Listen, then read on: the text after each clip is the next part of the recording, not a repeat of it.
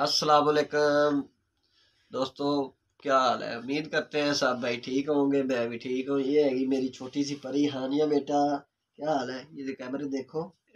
अच्छा तो दोस्तों मैं ना कमेंट पढ़ रहा सी, तो एक दोस्त केड़ा ना वो कमेंट कर रहा सी, इम्तियाज भाई उन्होंने ना है मिस्त्री है ने, तो कहना सी भी मैं काम ते आना चाहना।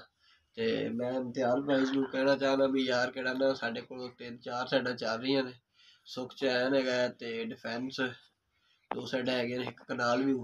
ते भाई कौन सी साइड ते आप आना चाहोगे। दूसरा ये भी पहले तो यह है भी काम वेखांगे उस हिसाब नाल दिहाड़ी भी ला देंगे भी की मिस्त्री दिहाड़ी, क्योंकि असं काम के मुताबिक दिहाड़ी लानी दी। मिस्त्री की कोई भी काम केड़ा ना करदा है ना टैल का या चुनाई प्लस्तर का कोई काम करदा है फिर उहदे हिसाब नाल असं दिहाड़ी ला देंगे। तो दूसरा ये है भी केड़ा ना असं उन्होंने काम से जरूर लावांगे। वीडियो बनाने का मेरा मकसद ये होंदा है भी साडी वीडियो जेड़ा भाई भी वेखेगा काम के मुताबिक काम करवाना चाहे विद मटीरियल काम करने असी लेबर ते भी काम करने, तो जरूर साडे नाल राबता करे। तो दूसरे कोई भाई ऐसे भी होंगे ने जिस तरह इम्तियाज भाई ने कमेंट किया भी काम के बारे, तो इंशाल्लाह सही है, कोई बात नहीं, कमेंट आप करो।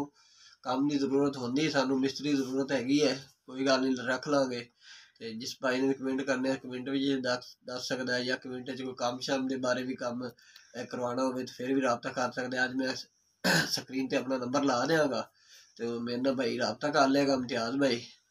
तो वीडियो बनाने का सिर्फ मेरा मकसद अज यही है भी जेडे मेरे व्यूज़ वेख रहे वीडियो मेरी, तो मेरी वीडियो को फॉलो करो, मेरे चैनल मोहम्मद अमीर को सब्सक्राइब कर लाइक कर ज़्यादा से ज़्यादा मेरी वीडियो शेयर कर। जिस भाई ने काम कराना होगा इंशाल्लाह रबता करेंगे। मेरा नंबर भी मैं तेन देना 0301 97 35 357, ये मेरा मोहम्मद अमीर का नाम है नंबर। तो मेरे नंबर पर रबता करो, मैं स्क्रीन पर भी नंबर लावांगा इंशाल्लाह। तो उम्मीद करने मेरी वीडियो थोड़ा आज अच्छी लगेगी। अच्छी लगे मेरे चैनल मोहम्मद अमीर को सब्सक्राइब करें, लाइक करें, ज़्यादा से ज़्यादा वीडियो को शेयर करें। दुआओं में याद रखें। अल्लाह हाफ़िज़।